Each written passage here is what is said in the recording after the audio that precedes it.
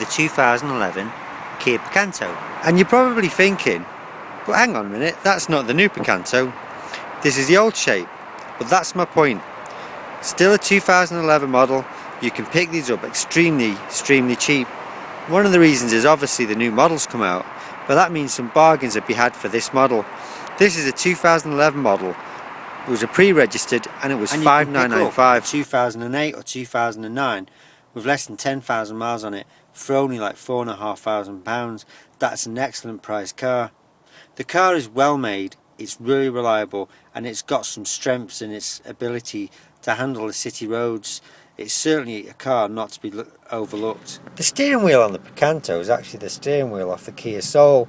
On the Kia Soul, this often tends to be a different colour, either black, grey, sometimes green or orange, depending on the model you bought.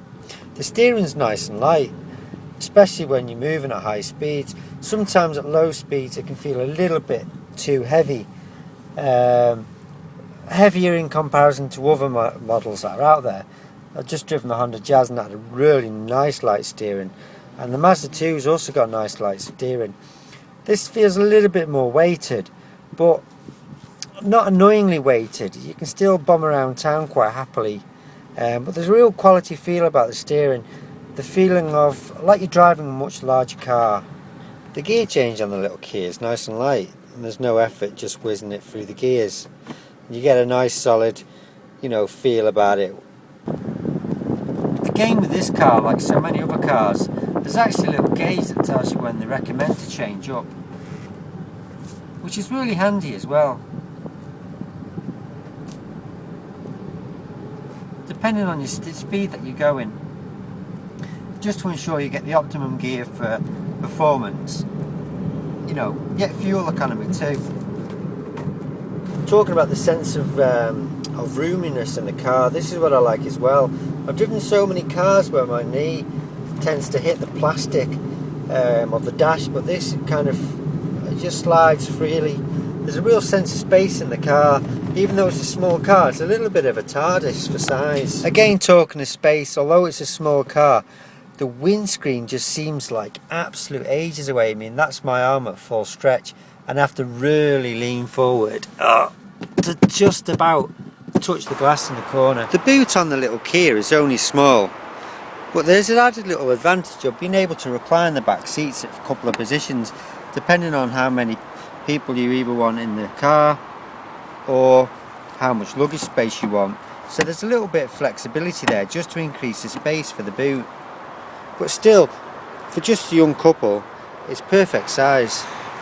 The seats in the little Kia are 60/40 split folding, and you get little storage bins under the seats.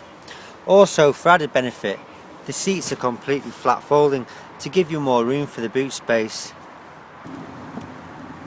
There's air conditioning on the car, which is manual, but you really notice when it's on. It's really nice and cold.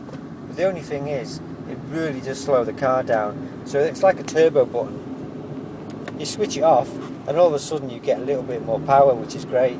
But that's the only offset with a car with air conditioning of this size. It's a nice feature, but does slow the car down. One of the little Kia's weak points, I think, is fuel economy. This is only a 1 litre engine. I would expect to receive about 54 miles to the gallon.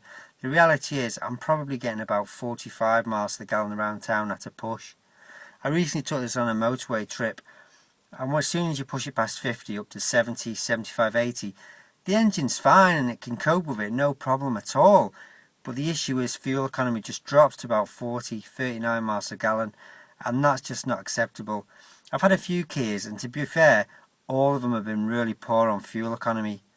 Hopefully with the new generation of Kia engines, things should be greatly improved, but certainly on this model, I'm not retaining more than about 45 miles a gallon, which I have to admit for 1 litre is pretty disappointing. The little Kia also has some extra little features that I quite like. One of them is electronic skid protection, which you can turn off and on. To a lot of cars, this is probably the norm, but this was introduced to this little model in 2011. I tested it out last winter when we had lots of snow. I went around a corner too fast and accelerated, and instantly I could feel that the car was cutting the power and creating a bit more stability on the snow.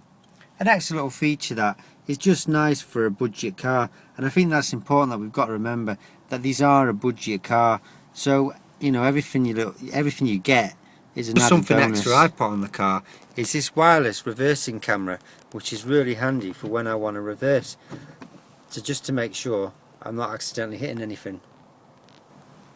This particular model is a special edition called the Spice, so you get the usual things like the coat hooks, the grab rails and the seatbelt height adjuster, but you also get red seats.